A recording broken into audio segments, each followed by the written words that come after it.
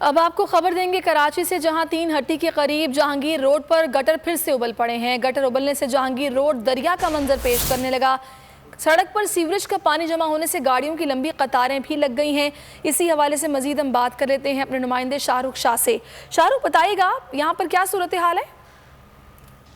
जी बिल्कुल, देखिए इस वक्त मैं मौजूद हूँ मेन मार्टिन क्वार्टर में, और ये जो है वो जहांगीर रोड नंबर 2 और 3 भी लगता है। यहाँ पे जो गटर का पानी है वो 2 रोज़ से जो है वो उबला हुआ है, और उबलने की वजह से यहाँ पे आप देख सकते हैं, अगर मेरा कैमरामैन मोहम्मद यूसुफ अगर दिखाएं कि फुटपाथ भी जो है गटर के पानी से जो है वो भर चुके हैं, और पूरा दोनों सड़कें आने और जाने वाली मेन सड़क है ये, जो कि टिनट्टी से टूवर्ड्स गुरु मंदिर जाती है। जो गुजरने वाले अफराद हैं उनसे हम मज़ीद जानते हैं। गटर खुले पड़े होते हैं, गाड़ी बीच फंस जाती है, टूट जाती है, बदबू है। ये बताए हुकूमत, जो अंधी हुकूमत, बीमार हुकूमत है, जो बोलती है ये आप मास्क लगाओ, ये बीमारियां, ये इंतज़ाम करो, ये जो खा रहे हैं पैसा गरीबों का, ये नहीं बना सकते। जी, आपका बहुत शुक्रिया।